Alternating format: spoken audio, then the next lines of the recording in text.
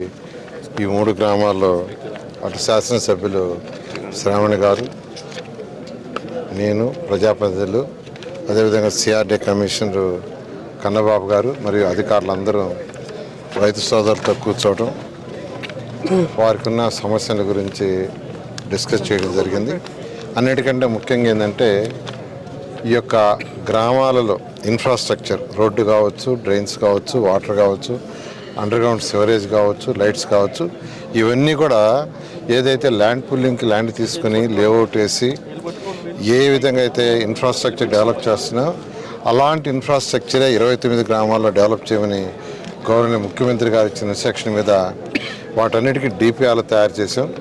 వాటన్నిటిని గ్రామాల్లో డిస్ప్లే చేసాం.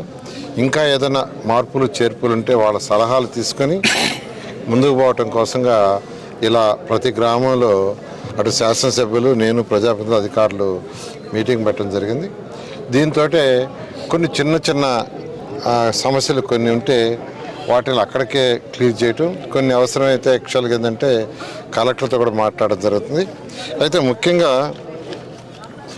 రోడ్డు హిట్స్ ప్రాబ్లం ఉంటే దానికి సంబంధించి యాక్చువల్గా రైతు సోదరులతో అందరితో కూర్చొని యాక్చువల్గా ప్రాబ్లం సాల్వ్ చేశాము. తర్వాత అన్నిటికంటే ముఖ్యంగా ఏంటంటే జరీబు, నాన్ జరీబు గ్రామ కంటాల మీద 2 సమస్యలు ఉన్నాయి. దానికి గవర్నర్ ముఖ్యమంత్రి గారు ఆదేశంతో 2 కమిటీలు వేసాం, స్టేట్ లెవెల్లోను, డిస్ట్రిక్ట్ లెవెల్లో.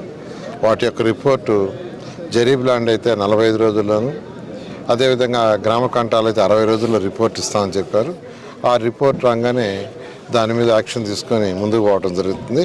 అయితే రాయపూడిలో యాక్చువల్గా ఎక్కువగా లంకా ల్యాండ్స్ యొక్క సమస్యలు తీసుకొచ్చారు.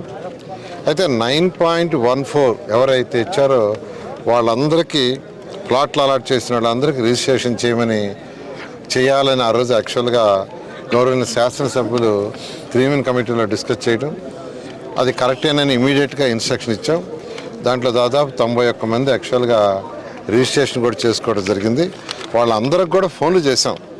వాళ్ళలో 75% రెస్పాండ్ అయ్యారు. కొందరు ఇప్పుడు చేసుకుంటామని, కొందరు మళ్ళా చేసుకుంటామని. అది కాకుండా ఇంకా కొంతమంది కొన్ని సమస్యలు చెప్పడం జరిగింది. దానికి సంబంధించి త్వరలో అటు కలెక్టరు, జేసీ గారు, కమిషనర్ గారు మరియు శాసనసభ్యులు అందరూ మళ్ళా ఈ గ్రామంలో కూర్చొని ఆ రైతు సోదరులతో వాళ్ళతో కూర్చొని డిస్కస్ చేసి దాని మీద సాల్వ్ చేసి ముందుకు తీసుకుపోతాం.